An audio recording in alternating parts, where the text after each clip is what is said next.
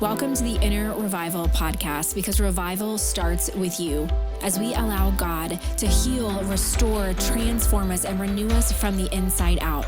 We say, Lord, have your way in us. Let your kingdom come. Let your will be done in us on earth as it is in heaven. Hi, friends. Welcome to the Inner Revival podcast. This is your host, Monika Kirkland, and I am so glad that you are here today. I am so excited to just jump into a conversation of a little bit of an update with me over this last year. As many of you know who have been listening for a while, I often take a little sabbatical and break in the months of July and also in December. And I can't believe it is already here. We are already at December. I hope everybody had an amazing Thanksgiving. I am so looking forward to going Christmas shopping and baking cookies with the kids and doing Christmas parties and all the fun Christmas things. And taking a little breather in December just allows me time to focus my time and attention on my 4 little humans who I love so dearly and who will be out of school for winter break. And then we often go down and visit my husband's family in Florida. So we take a big long road trip every December. The day after Christmas, we usually leave and trek what should be 10 hours, but ends up being over 12 hours with 4 young children to go see my husband's family. And then we all ring in the new year together. And it has been this beautiful tradition that we've started ever since we moved to Tennessee. So as many of you know, in 2022, we sold our home, left our church of over a decade that we were doing ministry in, and moved from Southern California to Middle Tennessee. And one of the gifts of that season, that time, is that we're a lot closer to family. And so when we lived in California, it was really hard to visit family regularly because plane tickets were so expensive and it was a long flight and it was too far to drive. But now, even though it is a long drive, we are able to load up the old minivan and head down to spend time with family. And so that is something we look forward to every year. The kids look forward to seeing their cousins and their Nani and Papa and just spending time with the whole family. So we are going to be doing that. That's what our December is going to look like. But I wanted to take time just kind of looking back over this last year. In October, I didn't even get the chance to acknowledge this, but we celebrated 2 years of the Inner Revival podcast. And truly, it is such an honor to show up and to get to do this work, to get to share my heart, to get to share what God's been teaching me and showing me in every season, to get to connect with other authors and connect you guys to books and to resources that will bless you and encourage you, and getting to hear so many of the insights from the guests that come on the show. And so I am just so grateful for those of you who have been here from the beginning, tuning in. It truly means so much to me to have you here. I love getting to do this. I know there are so many podcasts out there, so many people you could be tuning into. And so the fact that you guys are here and that you show up week after week, tuning in and listening to my humble little podcast truly means the world to me. I don't take it for granted and I don't take it lightly. Thank you for giving me the opportunity to encourage you, to speak into your life, to share what God has been teaching me. And I really pray that it has blessed you and lifted you up and just buoyed you in seasons where you have felt like you were going under.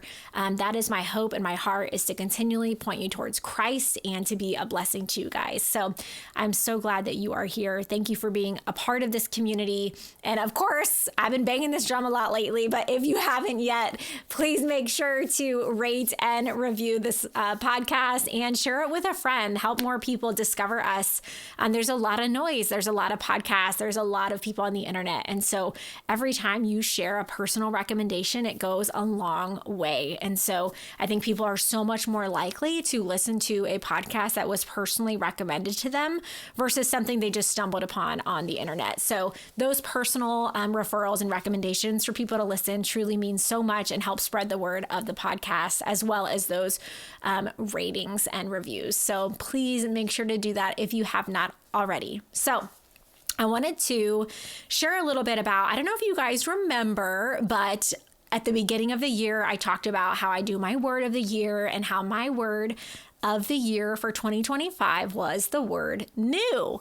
And I thought it would be fun to just have an episode, just a little heart to heart, sharing a little bit about what God has done in this last year. And to be honest, I always say, don't bring your own interpretation of what you believe the word God gives you means. Just kind of trust the Lord for how it's meant to unfold. And so I'd really try not to put in my own perspective of what this word new means. But at the beginning of the year, I kind of was in a place where I was struggling a little bit. I felt like I was working really hard on a lot of things and not really making a lot of progress. I felt like things weren't moving the needle, and I had been trying for a long time to secure a book contract to share a book that had been on my heart for years. And I just felt like there was a lot of closed doors and a lot of rejection. A lot of people saying, your platform wasn't big enough, or your email subscribers weren't enough. And it just felt like discouraging, that I felt like I was trying so hard, but it just was never enough. I wasn't quite measuring up. And I got to this place where I was like, Lord,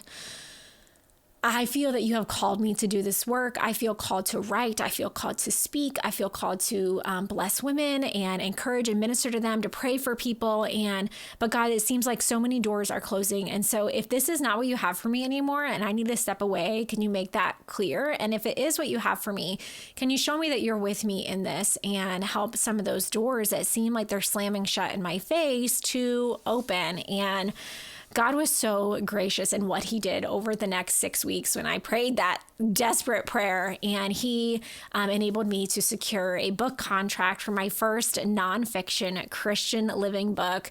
And I can't share all the details about the name or the release date, but it is coming in 2026. And I am so, so excited to share this book with you guys.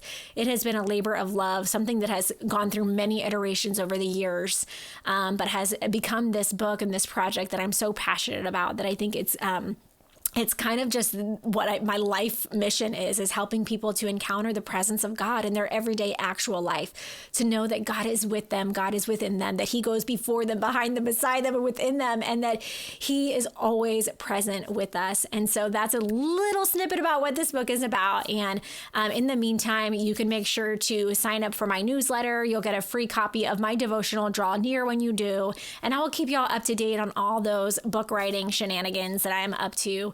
But I'm so excited to share that book with the world. And a lot of it is things that we talk about a lot on the podcast, about inner revival and renewal and healing from the inside out, and prayer and spiritual disciplines, and how to grow in our faith, and how to trust deeper in the Lord and walk in surrender and in truth. And so if you love what we talk about on this podcast, I know that this book is going to be an incredible resource and hopefully a blessing to you guys. So please stay tuned for all the fun book things to come in 2026. I cannot wait to share more and to have you guys with me on this journey.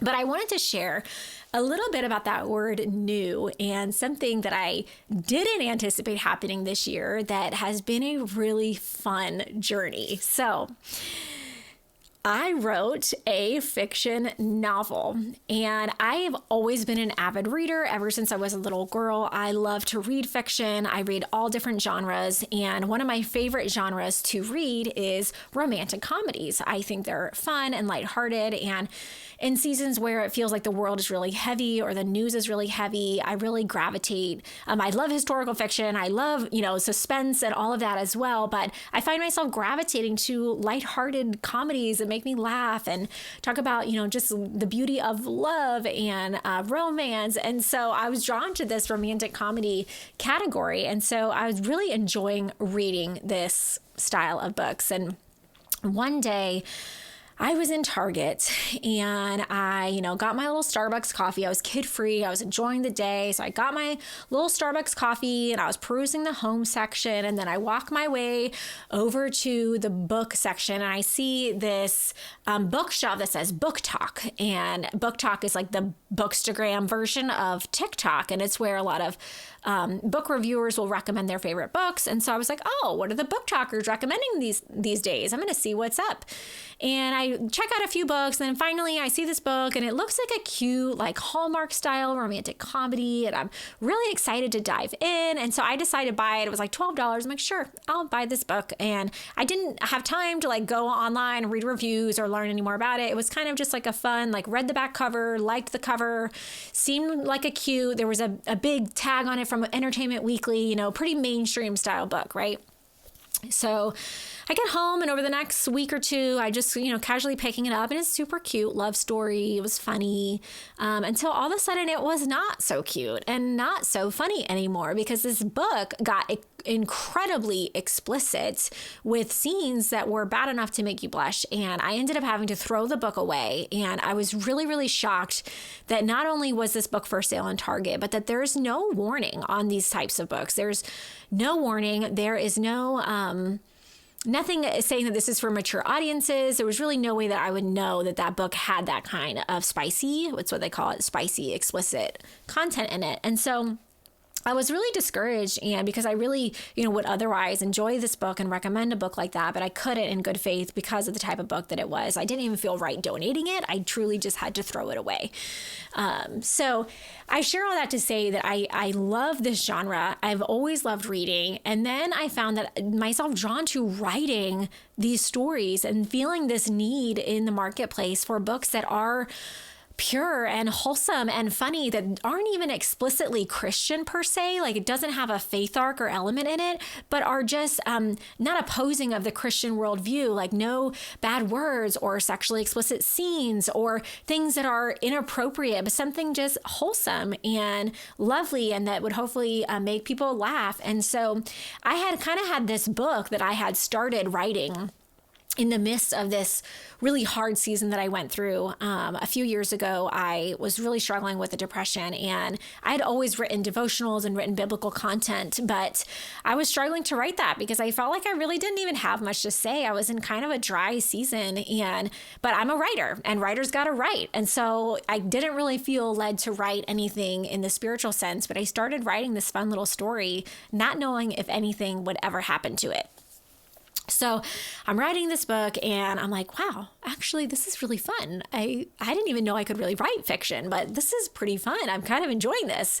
So I'm writing this story, and all of a sudden, before I know it, I had written 30,000 words, like almost half a book I had written, and I was having so much fun. It was actually helping me to discover the joy of writing again after a season where I not only was struggling with a little bit of depression, but I was just feeling defeated because being a nonfiction writer, it was really hard. It's a lot about, connection and platform and your email list and things like that were really discouraging to me at the time. Whereas writing fiction was just fun. It helped me to rediscover the joy of writing again.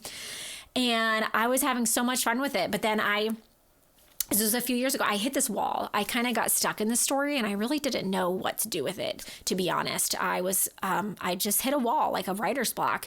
And I could tell that there were parts of the story that weren't working because I really wanted these characters to just like meet and fall in love and live happily ever after. But the story, all books, all good stories, right? They have to have an arc. There has to be tension and then redemption. And so I realized that my story just wasn't really working, but I didn't really know how to fix it. And it felt like honestly too much work. And at that time, I was kind of lifted out of that season of spiritual dryness and depression and kind of given this vision for inner revival and for podcasting. And so I started running with that a few years ago. And my little book just sat neglected on my laptop. And I honestly, looking back, felt like maybe it was just a distraction from the other work God was calling me to do, or it was just, something for a season, but wasn't really a part of like what I felt the Lord calling me to do. And so I started the podcast, and I've begun, speaking more and ministering to women and getting to pray at events and doing these things that I love and am passionate about. But then what shocked me, to bring this full circle, is my word for the year is new, but that's also what the word novel means. Technically, it means new. And God, all of a sudden, like one day I was taking a nap. It was the middle of winter, and I just was like taking a 20-minute power nap. And I can't really explain it other than to say I woke up from like my nap out of the sleep, and all of a sudden, like the solution to my book, to the problems I had with my book, was like dropped into my spirit, like this whoosh moment of the Lord. Like, here's what your book needs, and this one switch in your book with the characters is going to solve it and help you keep writing. So I was like, all of a sudden I had this burst of creative vision for this story. And it was the middle of winter, and so I was kind of like in my winter hibernating season anyway. And so I went to my laptop and I started writing again. And you guys, over the next like 4 weeks, I ended up finishing my book, and I couldn't believe it. I was so excited. I had always dreamt of writing a novel someday, and I just didn't even know if I could really do it. It's one of those things where you like kind of want to do something, but you don't really have any evidence that you're capable of it. But then you do it and you're like, wow, even if this is terrible, like I did it. I wrote a novel. I wrote a book, and I was so excited and so proud. And then I was like, okay, I just felt like the Lord was with me just as much in writing my fiction and writing this cute little quirky romantic comedy workplace romance story as he was writing my nonfiction. And it was this reminder of everything that I talk about on the podcast, that God is with you in all of it, in your working, in your resting, in your writing, in your parenting, in the carpool lane, at the grocery store. Like, God is always with us. And so it was this reminder that God wasn't like compartmentalized in my creativity, and he was only with me when I wrote nonfiction and devotionals, and then abandoned me when I would write fiction. It was this reminder that God was with me in all of it, and he was empowering me through his Holy Spirit, and his presence was with me and within me. And so I felt his nearness so much, even in that, even in writing this quirky little love story, I felt him with me. And it just brought so much joy back to creating, back to creativity, back to writing. I just had so much fun with it that I wasn't worried about what happened to it or if I got a publishing deal or a book contract. I just wrote for the joy of it. And I think it really shone through the book. Shone? Is that the word I'm thinking? It really was like shining through the book that I had recaptured this joy of writing and of creating again in partnership with the Lord. And after I finished it, I was like, so excited, but I was also like, is this real? Like, is this just something I did for me, or is this something I'm going to someday share with the world? I really wasn't sure. But I had a few friends who I knew loved the genre, who loved romantic comedies just like I did, and sometimes wanted a good, fun, lighthearted beach read. And so I asked them if they would be my beta readers, so I could know like if this was a real thing before I embarrassed myself by sending it to my literary agent. So I sent it to a few beta readers, and they were like, Monika, I love it. Like, this is so good. This is like such a need, like clean, good, wholesome books like this. And so it just encouraged me and egged me on. And so it just encouraged me and spurred me on to keep going. So I did end up sending it to my literary agent and went through a round of edits. And then we began sending the book out to some publishers. And so where I'm at in that journey right now is that a few of the publishers said they really enjoyed the book and were interested in purchasing the book, but that it needed to be a little bit longer. So it was kind of on the shorter side at 50,000 words. So then I went back into my writing cave and ended up adding another 15,000 words.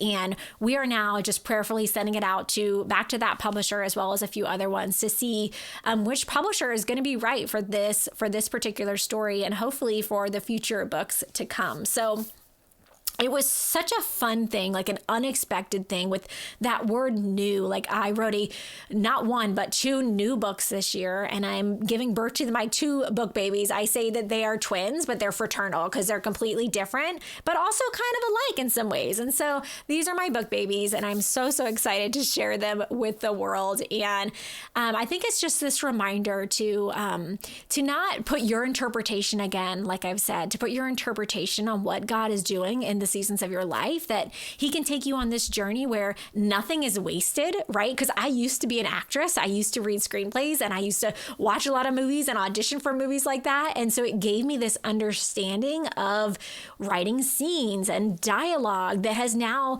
worked its way into my novel. And so nothing is wasted with the Lord, but also we hold things loosely and we trust that he has us on this path, but he doesn't illuminate the whole path at once. He usually illuminates one step at a time so that we can learn to walk in trust and to walk in surrender in the things that God is doing in our lives. And so that is my encouragement to you all today, to keep walking in step with the Lord, in step with his Holy Spirit, trusting that sometimes he brings about unexpected things, but they can be beautiful as well. And he used that hard season of my life where I was struggling with depression to allow me to learn and explore a new part of my creativity that I had not really explored yet. And so I just think that God is just so good. He's so faithful in each season and each story. That God is so faithful and so good in every season of our lives. And so I am really excited to share more about this journey, to share more about fiction. I really love how with both nonfiction and fiction, like you get to explore similar themes of longing and faith and disappointment and rejection and trials and triumphs and all of it. Like we get to explore all of it. And so you'll see someday, if you read both my nonfiction Christian living book, where it shares more my personal journey and my personal stories, but then if you read my fiction, you'll see those personal stories that I share and how they actually inspired some of the themes and the scenes that you'll read in my fiction novel. So nothing is wasted with God. He is so faithful. He is so, so good. And I would be so honored if y'all would sign up for my email newsletter so I can keep y'all up to date about those book babies of mine. And I'm just really excited to share more of this journey, and would so appreciate your prayers that the Lord would bring about the right publishing partner. And I hope to just have a long future of getting to write and publish books that hopefully inspire, encourage, lift you guys up, and maybe make you laugh a little along the way. So that is my heart and that is my hope. And I'm so grateful that you guys are here, a part of this tribe, a part of this community. And I would also love to hear from you guys of your favorite authors. What books are you reading? Who should I have on the podcast? Is there any fiction or nonfiction authors, especially fiction authors who write that similar style book, those clean, wholesome, romantic comedies that you guys would like to see me interview on the podcast? So I'm really hoping to get someone on the show soon to talk more about writing and creativity and the creative process and how to create as a Christian and what that looks like. And so I am hoping to bring on some guests to talk about that. But as you guys know, December, I take my little break. So that is it for 2025. Thank you guys for being here. Thank you for being a part of this community. I'm so blessed and so honored to have you here, and come back in 2026. In the meantime, you can catch up on some old episodes maybe that you missed. We got almost 100 episodes in the backlog that y'all can catch up on if you haven't listened to them.